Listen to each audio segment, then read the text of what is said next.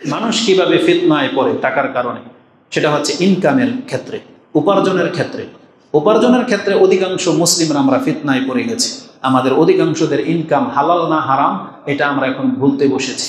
আমরা খবরও রাখি না যে এখান থেকে এই যে এটা আমি ইনকাম করতেছি এটা কি হালাল না হারাম। আপনি দেখা দেখি নেই, চিন্তাও করার সময় নেই আপনার, শুধু আমার সম্পদ চাই, এটাই হয়ে গেছে আমাদের বর্তমানের অবস্থা। এই সম্পর্কে কোরআনে যথেষ্ট কথা রয়েছে। রাসূলুল্লাহ সাল্লাল্লাহু আলাইহি ওয়াসাল্লাম বলেছেন, দিন যত যাবে, মানে পৃথিবীটা কিয়ামতের যত নিকটবর্তী যাচ্ছে, অধিকাংশদের চরিত্র এমনই হয়ে যাবে, তারা চিন্তাও করবে না এটাকে আমি হালাল খাচ্ছি না হারাম খাচ্ছি। কিন্তু রাসূল ইসলামের যুগে তারা প্রত্যেকটা জিনিস চিন্তা করে খেতেন, চিন্তা করে করতেন। আবু বকর রাদিয়াল্লাহু আনহু সে ঘটনা জানেন, তিনি গলার ভিতরে হাত ঢুকিয়ে দিয়ে বমি করে ফেলে দিয়েছিলেন হারাম খাদ্য যখন জানতে পেলেন। সেটা বুখারীতে হাদিস আছে, গত পর্বে সেটা আলোচনা হয়ে গেছে। রাসূলুল্লাহ সাল্লাল্লাহু আলাইহি ওয়াসাল্লাম জাকাতের খেজুর ভেবে পরিত্যক্ত খেজুরটা খাননি। তিনি ভাবছিলেন এটা জাকাতের খেজুর, আর জাকাতের খেজুর খাওয়া রাসূল সাল্লাল্লাহু আলাইহি ওয়াসাল্লামের জন্য হারাম, সেজন্য তিনি খাননি। তার মানে সন্দেহ যে জিনিসটা, তাও রাসূল সাল্লাল্লাহু আলাইহি ওয়াসাল্লাম বেঁচেছিলেন, আর প্রকাশ্যে আমরা হারামে লিপ্ত। রাসূল সাল্লাল্লাহু আলাইহি ওয়াসাল্লাম বলেছেন, পৃথিবী যত কিয়ামতের দিকে যাবে মানুষ তত বেপরোয়া হয়ে যাবে এই ইনকামের ক্ষেত্রে। এই ক্ষেত্রে রাসূলুল্লাহ সাল্লাল্লাহু আলাইহি ওয়াসাল্লাম থেকে একটি হাদিস রয়েছে। আবু হুরায়রা রাদিয়াল্লাহু আনহু তিনি বলেন, আনিন নবী সাল্লাল্লাহু আলাইহি ওয়াসাল্লাম قال ইয়াতি আলান নাসি জামানুন, নিশ্চয় মানুষের কাছে এমন একটা সময় আসতে যাচ্ছে, লা ইউবালিল মারউ মা আখাযা মিনহু আমিন হালালিন আম মিন হারাম। মানুষ এমন একটা সময় পৃথিবীতে অতিক্রম করবে যখনকার মানুষ সে শুধু গ্রহণ করবে, কিন্তু কি গ্রহণ করলো, আমিন হালালিন আম মিন হারাম, এটা কি হালাল থেকে নিল না হারাম থেকে নিল, লা ইউবালি, সে পরোয়া করবে না। এটা ইমাম বুখারী রাহিমাহুল্লাহ তিনি তার কিতাবুল বুয়ু বেচা কেনার অধ্যায় এনেছেন। এই পর্বে মান লাম ইউবালি মিন হাইসু কাসাবাল মাল, সে কোত্থেকে মাল গ্রহণ করতেছে এটা চিন্তা না করা, সেই বিপর্যয়ের মধ্যে তিনি হাদিসটা এনেছেন। হাদিস হচ্ছে 2059। তো রাসূলুল্লাহ সাল্লাল্লাহু আলাইহি ওয়াসাল্লাম বলেছেন, পৃথিবী কিয়ামতের যত কাছাকাছি যাবে মানুষ এইভাবে হারামের মধ্যে লিপ্ত হয়ে যাবে। অথচ এই হারাম উপায়ে উপার্জন করার ভয়াবহতা যে কত মারাত্মক, এটা কিন্তু কোরআন হাদিসে আমাদেরকে বারবার শিক্ষা দেওয়া হয়েছে। বারবার আমাদেরকে খুব কঠিনভাবে শিক্ষা দেওয়া হয়েছে, আমাদেরকে জানানো হয়েছে যে কিয়ামতের মাঠে কিন্তু তোমাকে প্রশ্ন করা হবে। আমরা যারাই সম্পদশালী হয়ে যাচ্ছি তাদেরকে বিনা প্রশ্ন ছাড়া হবে না। তার যত শত কোটি টাকা, তার প্রত্যেকটা দিনের ইনকামকে আল্লাহ সুবহানাহু ওয়া তাআলা তার কাছ থেকে জানবেন যে এই সম্পদটা তুমি কোত্থেকে নিয়েছিলে। এই মর্মে রাসূলুল্লাহ সাল্লাল্লাহু আলাইহি ওয়াসাল্লাম থেকে স্পষ্ট হাদিস রয়েছে। আন ইবনে মাসউদিন আনি নবী সাল্লাল্লাহু আলাইহি ওয়াসাল্লাম قال لا تزول قدم ابن آدم يوم القيامة من عند ربهم حتى يسأل عن خمسة। কিয়ামতের মাঠে তার রবের কাছ থেকে কোনো ব্যক্তিকে হিলতে দেওয়া হবে না যতক্ষণ পর্যন্ত তার কাছ থেকে 5টা প্রশ্নের জবাব গ্রহণ না করা হবে। একটা হচ্ছে সময় সম্পর্কে, আপনার বয়স, আপনি কিভাবে কি কাটিয়েছেন, যুবকদেরকে জিজ্ঞেস করা হবে। হাদিসের ভাষাটা এরকম, খামসান আন উমরিহি ফিমা আফনা ওয়া আন শাবাবিহি ফিমা আবলা ওয়া আন মালিহি মিন আইনা ইকতাসাবা ওয়া ফিমা আনফাকা, এবং সর্বশেষ ওমাজা আমিলা ফিমা আলিমা, তুমি তোমার জ্ঞান অনুযায়ী কি কর্ম করেছিলে। হাদিসটা ইমাম তিরমিজি কোট করেছেন কিতাবুল কিয়ামতের অধ্যায়, হাদিস হচ্ছে 2416। এই হাদিসের মধ্যে 5টা প্রশ্নের কথা আছে। তার একটা প্রশ্ন মানুষের বয়স সম্পর্কে, কেউ যদি 60 বছর পেয়ে থাকে তা তার আকল হওয়ার পর থেকে 60 বছরে সে কি করেছে পুরো বছরের একটা হিসাব আল্লাহ নেবে। আর বিশেষ করে যুবক বয়সে যে সময়টাতে গায়ে শক্তি ছিল, সে চাইলে যা খুশি তা করতে পারতো, ওই শক্তিটা সে কোন কাজে খরচ করেছে এটা আল্লাহ সুবহানাহু ওয়া তাআলা জিজ্ঞেস করবে। এই চলমান পরিস্থিতিতে এটা যুবকদের জন্য একটা জবাবদিহিতার সময় যে তারা কি করেছে। আমাদের অধিকাংশ যুবকরা কি দিবে, রাসূল সাল্লাল্লাহু আলাইহি ওয়াসাল্লামের সময়ের যুবকরা সাহাবীরা বলবে, আল্লাহকে বলবে, আল্লাহ আমরা তো রাসূলের প্রতি ঈমান এনেছি, তার ডানে বায়ে থেকে আমরা জিহাদ করেছি, ইসলামকে প্রতিষ্ঠিত করেছি। তারা বলবে আমরা কোরআনকে হিফজ করেছি, কোরআনকে লিপিবদ্ধ করেছি, রাসূলের হাদিসকে আমরা সংরক্ষণ রেখেছি এবং পৃথিবী প্রান্তে পৌঁছে দিয়েছি। এটা বলবে রাসূল সাল্লাল্লাহু যুগের যুবকরা। আর আমাদের যুবকরা কি বলবে, অধিকাংশরাই বলবে আল্লাহ আমি তো খেলতামশা করে কাটিয়েছি 30 বছর, গার্লফ্রেন্ডকে নিয়ে বা কাঁধে ব্যাগ ঝুলিয়ে মোবাইল হাতে নিয়ে সারাক্ষণ পাবজি আর ওই ফ্রি ফায়ার গেম খেলে, ক্রিকেট খেলে আল্লাহ এইভাবে আমার সময় নষ্ট হয়েছে। আর বলবে আমি গণতন্ত্রকে প্রতিষ্ঠিত করার জন্য রক্ত ঝরিয়েছি, এটাই বলবে আমাদের যুবকরা। আর কি বলতে পারবে, ক্ষমতা আছে আল্লাহর সামনে দাঁড়িয়ে বলতে পারবে এই কথা যে আল্লাহ আমি তোমার দিনের জন্য রক্ত ঝরিয়েছি? বলতে পারবে কেউ? দিনের জন্য আমি 1 ঘন্টা সময় দিতাম প্রতিদিন, বলতে পারবেন কেউ? সৎ সাহসওয়ালা যুবক কয়জন আছে আমাদের সমাজে? তো কিয়ামতের মাঠে কিন্তু প্রশ্ন করা হবে এই সময়টাকে যে আপনি কি কাজে লাগিয়েছেন। তৃতীয় প্রশ্ন যেটা, ওয়ান মালিহি, সম্পদ সম্পর্কে, মিন আইনা ইকতাসাবা, কোত্থেকে তুমি এটা গ্রহণ করেছো। এটা একটা খুব মারাত্মক ব্যাপার। এই জন্য যারা সম্পদ পাননি, হালালের উপর অল্প ছিলেন, আপনি তো খুব শীঘ্রই উত্তর দিতে পারবেন।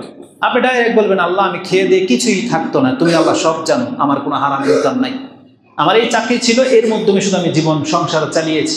আল্লাহ কি বলবেন? কথা যদি সত্য হয়, ওকে, তোমার হিসাব শেষ।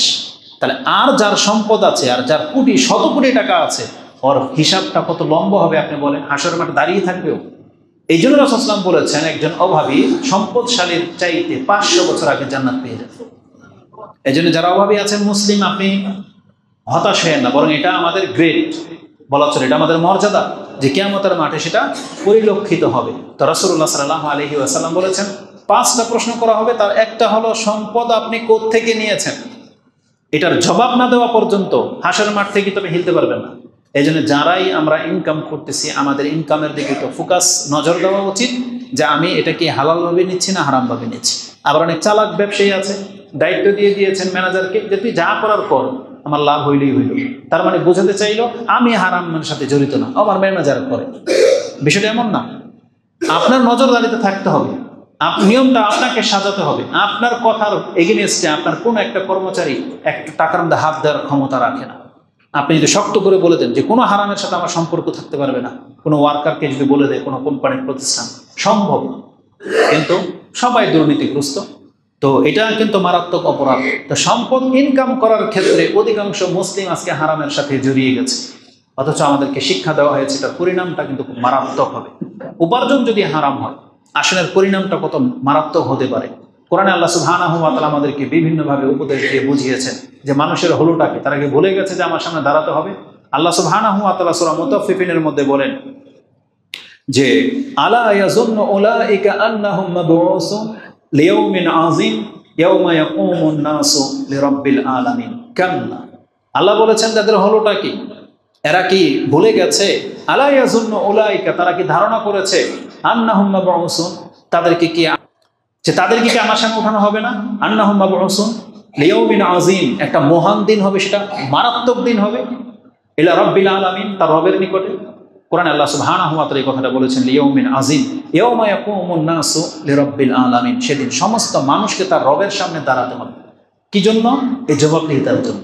আল্লাহ বলছেন কাল্লা, কখনো মানুষের এটা উচিত হচ্ছে না, বিশেষ করে মুসলিমদের, যে সে হালাল না হারাম খাবে সে চিন্তা করবে না, না এটা মুসলমানদের উচিত হচ্ছে না। আল্লাহ সুবহানাহু ওয়া তাআলা আমাদেরকে সতর্ক করেছেন। রাসূলুল্লাহ সাল্লাল্লাহু আলাইহি ওয়াসাল্লাম তিনি বলেন, عن أبي سعيد ابن زيد قال عن سعيد بن زيد قال سمعت الرسول صلى الله عليه وسلم يقول من ظلم من الأرض شيئا طوقه سبع أراضين। যদি জমি সংক্রান্ত বিষয় হয়, অন্যের হক মেরে খাওয়া হয়, তাহলে কেউ যদি কারো জমি সামান্যতম যদি অন্যায়ভাবে জুলুম করে আত্মসাৎ করে থাকে, কিয়ামতের মাঠে আল্লাহ তার ঘাড়ের উপরে 7 তবক জমিন, যেটা আমাদেরকে বলা হয়েছে জমিন 7টা, আল্লাহ সুবহানাহু ওয়া তাআলা 7 জমিন স্তরে স্তরে সৃষ্টি করেছেন। তাহলে 7 জমিন যত পুরু হবে, মোটা থিকনেস যত মোটা হবে, এরকমের 7 জমিন তার কাঁধের উপরে আল্লাহ চাপিয়ে দিবেন, যে এবার উঠাতে পারলে ক্ষমতা থাকবে। তো রাসূলুল্লাহ সাল্লাল্লাহু আলাইহি ওয়াসাল্লাম বলেছেন মান যালামা মিনাল আরদি শাইআন, অপর বর্ণনা রয়েছে মান যালামা মিনাল আরদি কিদা শিবরিন। এই হাতের কিদা মানে হচ্ছে, শিবর মানে হচ্ছে এই অর্ধেক হাত, 1 বিঘত যদি জায়গা নিয়ে থাকে, তো উইকাহু মিন সাবি আরাদিন, এটা ইমাম বুখারী কোট করেছেন। পরের শব্দ হচ্ছে মান আখাযা মিনাল আরদি শাইআন বিগাইরি হাক্কিহি, যেটা তার হক নয়, বেহক ভাবে কারো সম্পত্তি সে সামান্যতম গ্রহণ করেছে, হুসিফা বিহি ইয়াউমাল কিয়ামাতি ইলা সাবি আরাদিন, আল্লাহ তাকে 7 জমিন তলে ডাবিয়ে দিবেন। ওই একই কথা, তার মানে 7 জমিন তার মাথার উপরে দিলে সে 7 জমিনের নিচে বলবে এবার উঠাতে পারলে, এটা তুলে তুই উপরে আসতে পারলে আসে, কিন্তু এটা কোনো ব্যক্তির দ্বারা সম্ভবপর হবে না। যে হাদিসগুলো ইমাম বুখারী তিনি তার কিতাবুল মাজলামার মধ্যে জুলুমের অধ্যায়ে এনেছেন, হাদিস হচ্ছে 2452 এবং 2454 এই শব্দগুলো রয়েছে। তার মানে যেইভাবে অন্যায় করবে, রাসূল সাল্লাল্লাহু আলাইহি ওয়াসাল্লাম বলেছেন খেয়ানতের মাল যেভাবে খেয়ানত করেছে তাদেরকে কিয়ামতের মাঠে এইভাবে উঠাবে। যারা জাকাতের টাকা দেননি, বলা হয়েছে যারা উট গরু ছাগল জাকাত দেয় নাই, ওই যেই মালটা সে রেখে দিয়েছিল ওই গরু তার কাঁধের উপরে হবে, ওই উট তার কাঁধের উপরে হবে এবং কামড়াবে এবং চিৎকার করতে করতে আসবে। কেন? বলবে ওই প্রাণীটাই বলবে যে আমি জাকাতের মাল, আমাকে দেওয়া হয়নি। কত মারাত্মক হবে সেই সিচুয়েশন। তা আল্লাহ সুবহানাহু ওয়া তাআলা আমাদেরকে এইভাবে অনেকভাবে উপদেশ দিয়েছেন। তো হারাম উপার্জিত সম্পদের জন্য খুব কঠিন কথা আছে, আর সবচেয়ে বড় কথা হলো সরাসরি জাহান্নামের কথা আছে। যারা হারামভাবে রক্ত মাংস গড়বে তাদের সম্পর্কে সরাসরি জাহান্নামের কথা আছে। এই হাদিসটা আপনি সুনানু দারিমিতে পেয়ে যাবেন। হাদিস নাম্বার হচ্ছে 2814। তাতে আছে রাসূলুল্লাহ সাল্লাল্লাহু আলাইহি ওয়াসাল্লাম বলেন, ইয়া কাব ইবনে উজরা ইন্নাহু লা ইয়াদখুলুল জান্নাতা নাবাতা মিনাস সুহুদ, লা ইয়াদখুলুল জান্নাতা লাহমুন নাবাতা মিনাস সুহুদ। ওই দেহ, ওই রক্ত মাংস যেগুলো হারাম খেয়ে লালিত হয়েছে, পালিত হয়েছে, সেই দেহ কোনোদিন জান্নাতে যাবে না। অপর বর্ণনায় রয়েছে আন্নারু আউলা বিহি, বরং আগুনই তার বেশি হকদার। যেই দেহটা হারামের উপরে বড় হয়েছে, সৃষ্টি হয়েছে, রাসূল বলেছেন সেই দেহ নিয়ে কোনো ব্যক্তি জান্নাতে যেতে পারবে না, বরং এই দেহের হক হচ্ছে আগুন। জাহান্নামের আগুনই তাকে যেতে হবে। এটা দারিমি কোট করেছেন, যেমনটা বলেছি 2814 নম্বরে রয়েছে। তো রাসূলুল্লাহ সাল্লাল্লাহু আলাইহি ওয়াসাল্লাম আমাদেরকে খুব কঠিনভাবে সতর্ক সাবধান করেছেন। এটা হচ্ছে পরকালে।